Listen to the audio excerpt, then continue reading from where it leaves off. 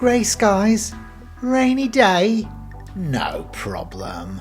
We're Hayden and Mark's Travels, and we've just arrived in Brisbane on the Celebrity Edge. Today proves it's not about the weather, it's about the company and the food. We're meeting up with a friend, exploring the city, and most importantly, indulging in a 7-course degustation at Hayden restaurant. Who says a wet day can't be deliciously epic? Come along and join the fun with us.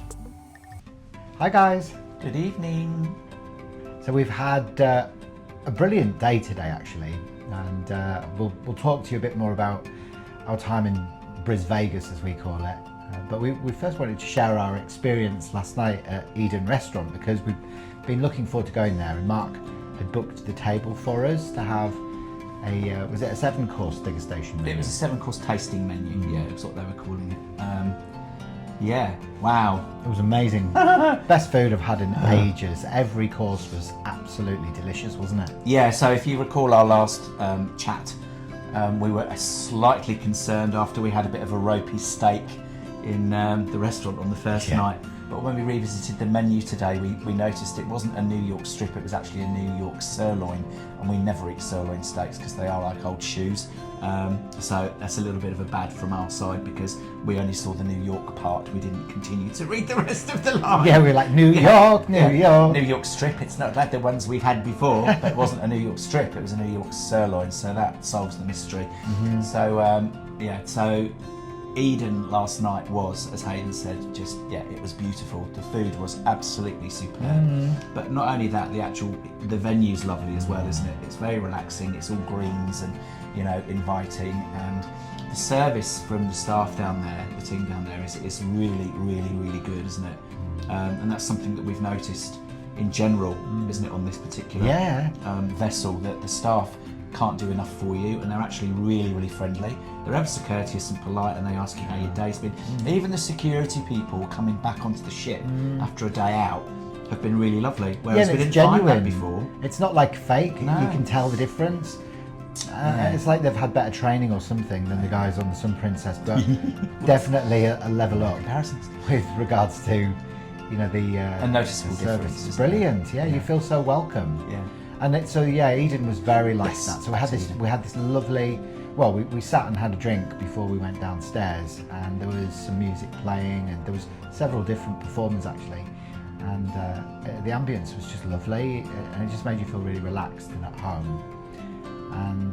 And then we were hoping to go and see the show last night, Your Colours Life or something like that, whatever, I can't remember what it was called, but we wanted to try and get in a bit earlier than Mark booked, so she took us downstairs, but there was no chances of us getting out of there within 2 hours. Yeah, because it was a 2.5-hour meal, wasn't it? Because there was so many courses. It took ages to go through it all, and I don't know how we managed it, but we actually did.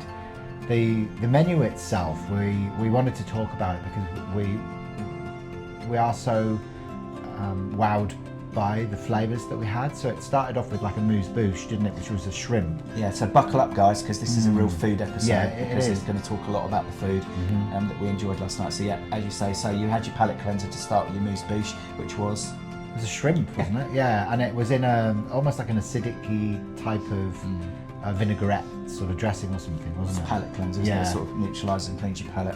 So that was all very nice. And then we both went for the bizarre bowl, and actually, speaking about things being bizarre, we both actually chose exactly the same thing from each of the sections, because you had a choice between one dish or another, and we didn't know what each other were ordering. No, because I made a lot of last-minute changes when I'd actually read the finer print and the finer details of what was inside each, in the dishes.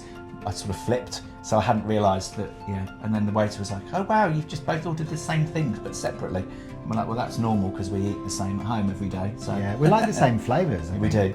Yeah. So this bizarre bowl was absolutely delicious. So it was like a yogurt. Was it labneh yogurt? No, it was very much. It was a Greek-inspired dish. He said from Santorini, because they go into the detail about each of the dishes. But it was lovely because it was very yogurt-based. It reminded me of tzatziki because it had bits of cucumber in it. It had beets and it had almonds and this lovely olive oil. It was really, really tasty, wasn't it? So creamy. So it was called a bazaar bowl. I actually thought I was eating soup, and then you sort of said, no, the soup's the next course. No, this is yogurt. but it was very tasty. And obviously with the tasting menus, these are all designed and curated to completely, all the ingredients to complement each other and also to complement the courses that follow. It's all very cleverly done, and you don't get a huge amount of each thing. No. You get enough, but boy did we struggle as we got through it. Anyway, that's So the it was mulligatawny soup that was next, and this was the coconut and coriander inspired. It was Asian. It was dal inspired, wasn't it? So although it was a mulligatawny, it was an Indian inspired soup, so it had all the lovely Indian spices. That was tasty. Followed by the sheep's milk gnocchi. Yes. Yeah, and I actually didn't even read the sheep's milk bit of it because I thought I was going to get some sort of You saw gnocchi, didn't you?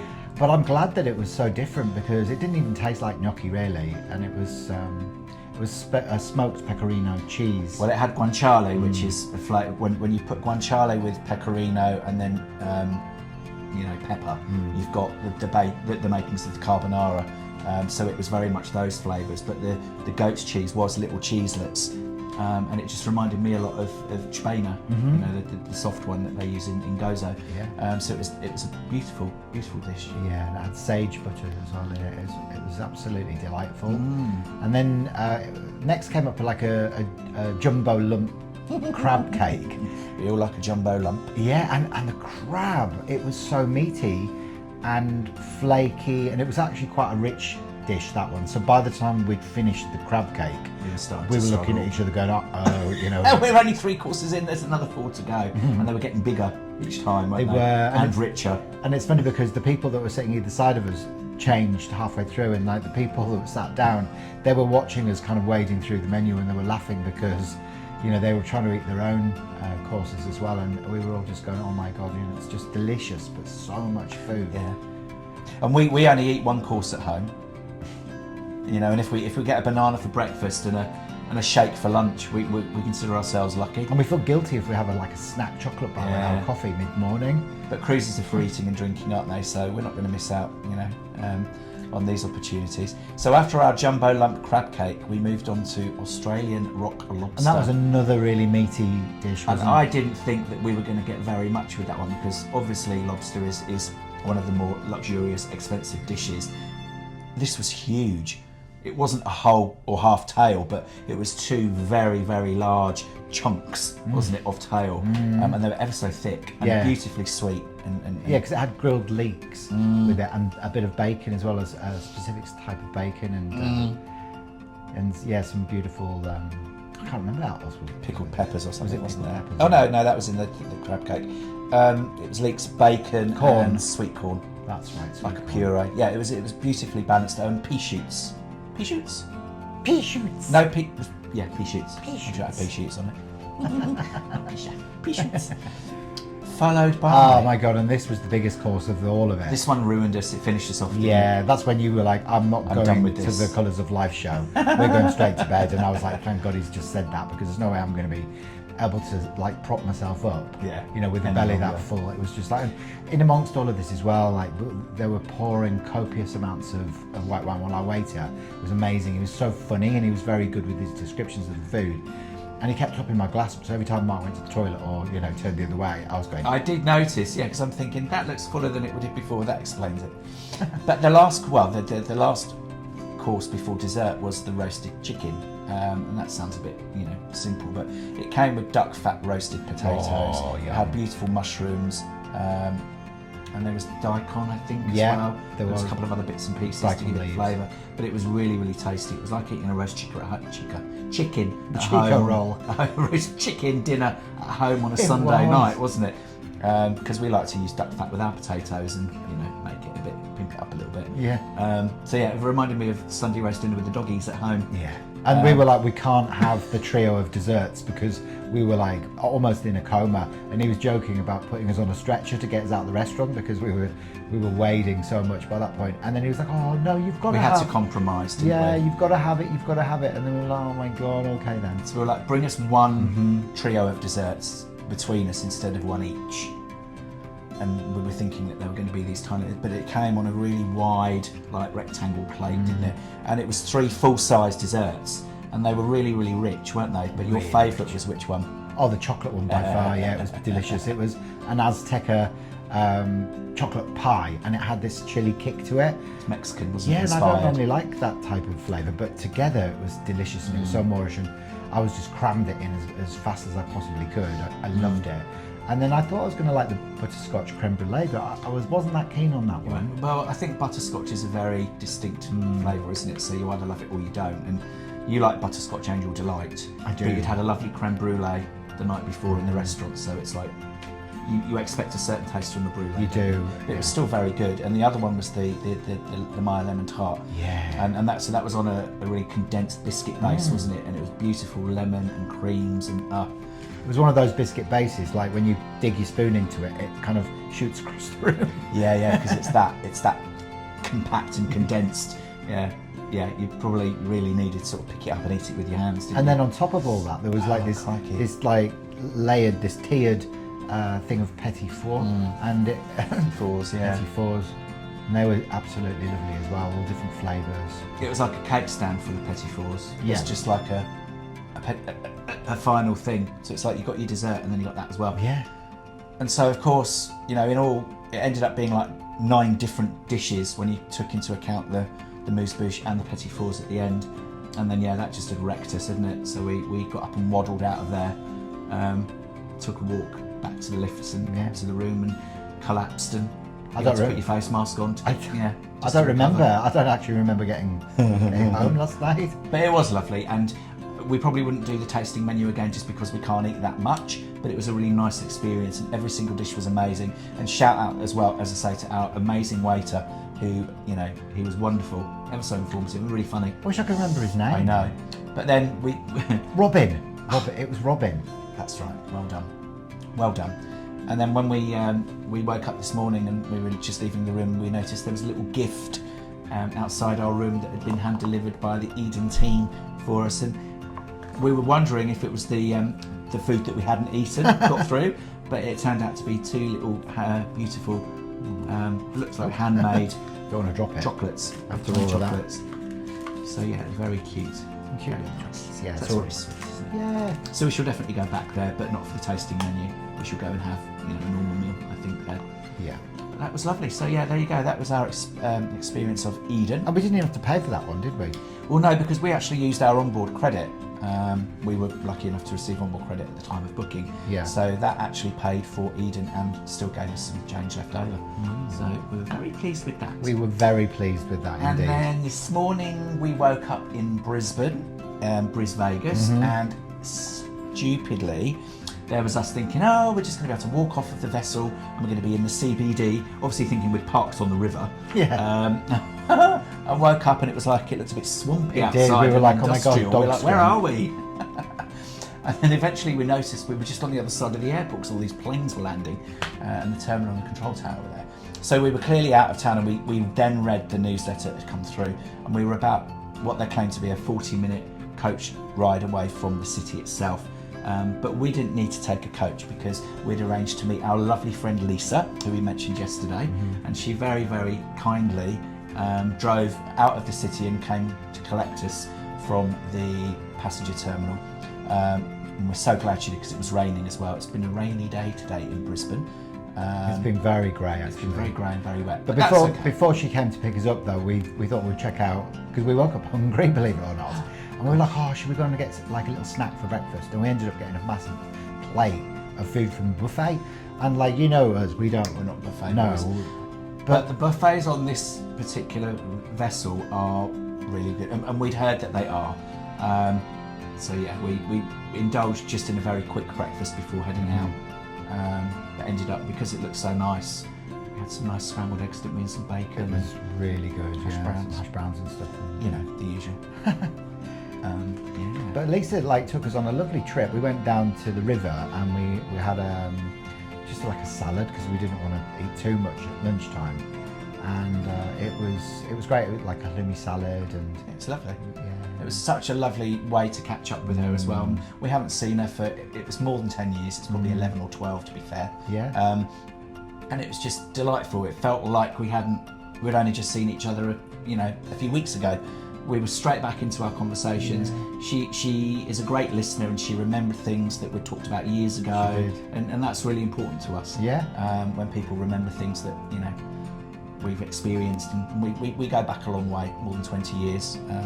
When we were working at Monarch Airlines together at Luton Airport.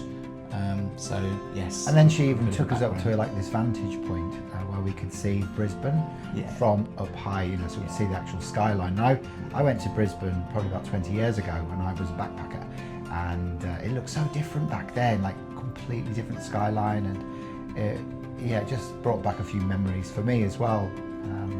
So it was just such a brilliant day. And catch up, wasn't it? When she dropped us back off at the terminal, we sort of came back up into the ship, and they were all so welcoming as well.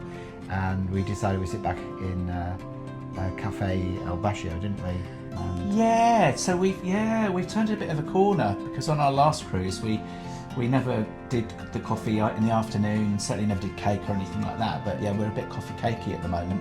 So it seems to be the thing that you do as you sort of come back in from your day, go and have a cup of coffee and a piece of cake. So we found that they do a lovely vanilla pound cake. So we've had that 2 days running now, haven't we? And their coffees are delicious. They are good. We're dunking the cake in the coffee. And then we're reading our books, and then we're relaxing a lot as well.